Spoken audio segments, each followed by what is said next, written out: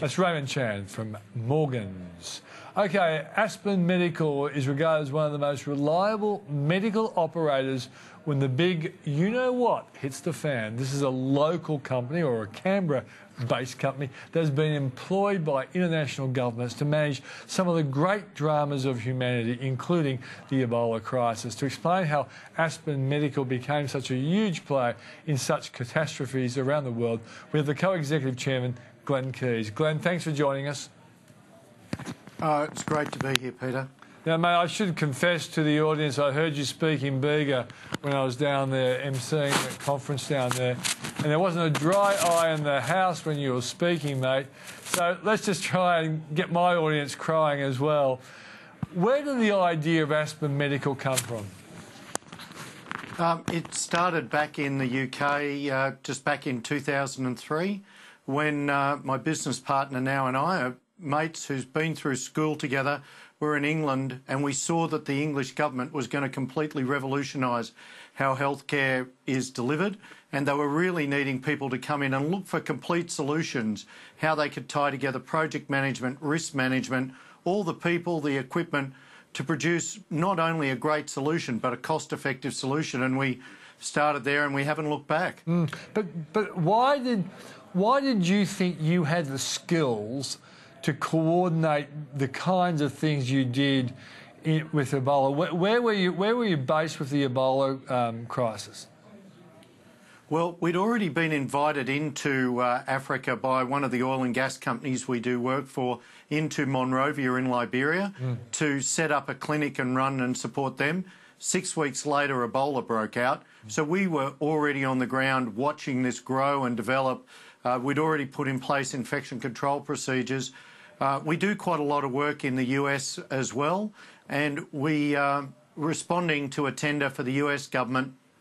We won the contract to set up and run 4 Ebola clinics in Liberia on behalf of the US government.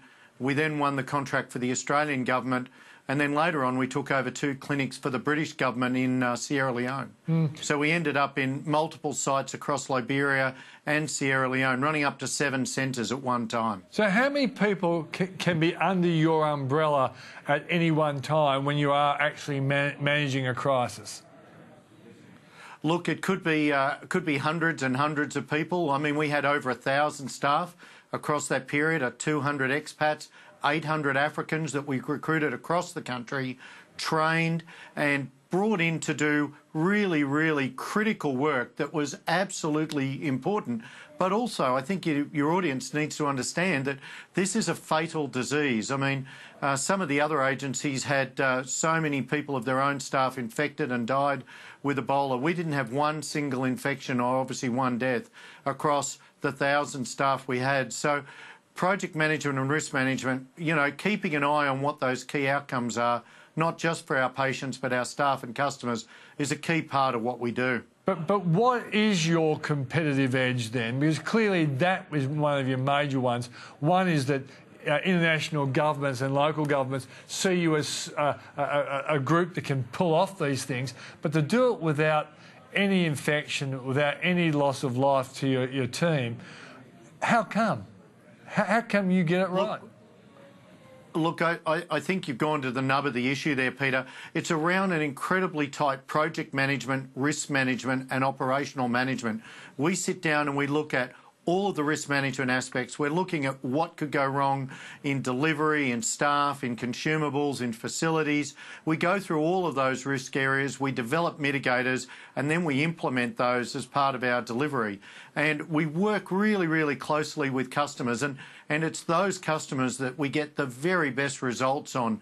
And I think we're seeing a maturing in customers that they realise being collaborative, working closely together, they're really, really powerful. And I think it's that strong logistics backbone that we have, and a really rigorous approach to risk management has meant that we've just continued to grow. We're now in 12 countries around the world, supporting everything from surgery in the UK through to Ebola efforts, through to Indigenous programs across Australia.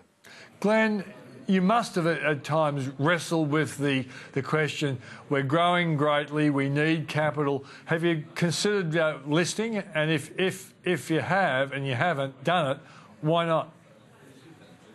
Look, we would get a phone call once every 2 weeks from a PE or somebody wanting to invest.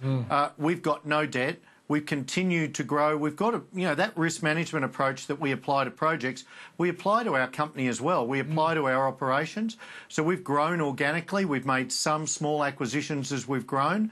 But right now, I mean, the company's, it's cash positive. It's delivering great business. It pays a dividend. There's only 2 of us as owners. And so what it means is we can be incredibly agile. We can make decisions to go places that others may not be able to do, and it allows us to take on risks that would allow us to support customers that other people might ignore. Do we want to list at some stage in the future? It's always an open book, Peter. Yeah.